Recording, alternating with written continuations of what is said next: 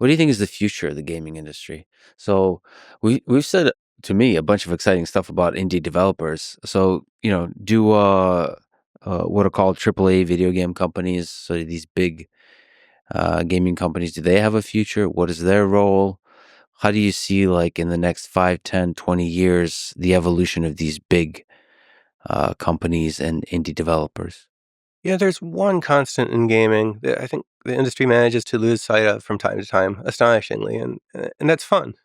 And people play games for fun. Yes. Our whole job is to deliver fun, and when you look at a lot of the games that failed recently, they just didn't deliver fun, or they didn't deliver fun in a manner that was nearly competitive with the other sources of fun that exist in people's lives. And so, at a basic level, we don't need a terribly complicated theory to explain a lot of the melees in the game industry. There's just been a degradation of the capabilities of a lot of publishers, partly because of competition for talent.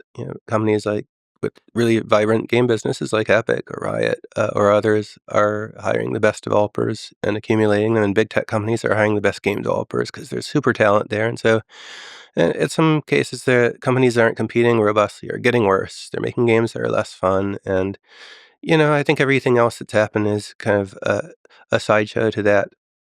There's always political drama and so on, but I think that just the core is a failure to deliver fun. And the nature of fun is changing. It turns out that playing a game together with your friends in a really socially engaging way with voice chat is just way more fun than playing a solitary game for the most part. And there are exceptions to that. But I think we're seeing much, much more playtime shifting towards games you're playing together with your friends, and not just random internet strangers who happen to play that game too, but Mhm. the people actually know in the real world. And that's certainly been the case with me and with almost everybody I know who's playing Fortnite or similar games. And that has really significant effects in reshaping the whole game business because, like a single player game, if you have 20 people with 20 different opinions of which game to play, each one might buy a different single player game.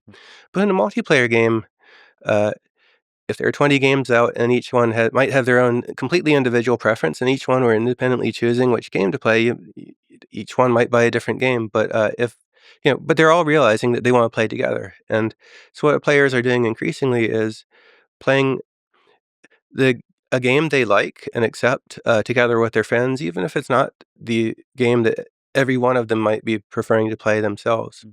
Like if you have, and that's certainly the case in different Fortnite groups I play with from time to time. It's like, one player might have been preferring to play COD, one might have been preferring League of Legends, somebody else something completely random, but it's just so fun to play together that we're doing that. And that means that there's really strong Metcalfe's law effect in which games which are able to attract a large percentage of your friends are more able to attract you, and not only attract, but also retain. And so, I think Matthew Ball's analysis of this over the years has really documented the trend towards, you can call it the metaverse or you can call it large scale multiplayer social gaming. He's really documented this trend. And, over the past year or so, it's taken a really, really strong turn towards increasing rate of change, increasing numbers of players coming to Fortnite. We hit an all time high of 110 million monthly active users about a year ago. That's And crazy. another, like, Yeah, close that's to peak crazy. this time. Roblox is bigger than ever, and this trend is players consolidating into multiplayer experiences that they play together. And we're seeing another trend overlaid with that, which is like when an awesome single player game comes out or a smaller multiplayer game comes out, people often will like treat it as a vacation. They'll go off and play that game for a Yeah. while, then come back. And I think Wukong was an awesome example of that. A wonderful game from a brilliant team. In China, they made a game that's like no Western players had really seen that type of thing done before, and it was awesome and it did well. But most players play it for a while and move back on. Mhm. And that can be lucrative, but a business that's building that kind of game is just gonna have to build a new one every few years and build a business around that while the other games continue to accrete users.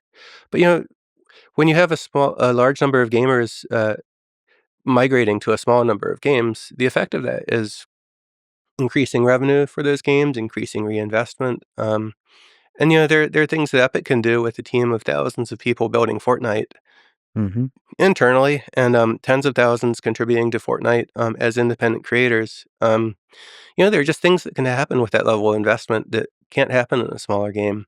And so there's somewhat of a an increasing winner-take-all dynamic where the biggest games reinvest more to make their games more fun. They gain fun at a faster rate than other games, and, the industry is changing around that. And, so think the lesson for the game industry now is that there are really 2 big opportunities being pursued. There's big games or games that have the potential to be really big multiplayer experiences that keep players around, indefinitely for very long periods of time. And then there are just really good single player and small scale games that people are taking a break from their big games for. Mhm. And, the trend there is going to be towards efficiently developing those games. You can't build one of those games with a $300 million budget, but if you can do it with a $40 million budget, you can make a lot of money. So I think that's the main reshaping going on. And I think that it creates a rather bleak outlook for a lot of the category of like single player games that don't have a huge audience to reach. And, but this is just one of the really trends of restructuring the business around the technology and changes of the day.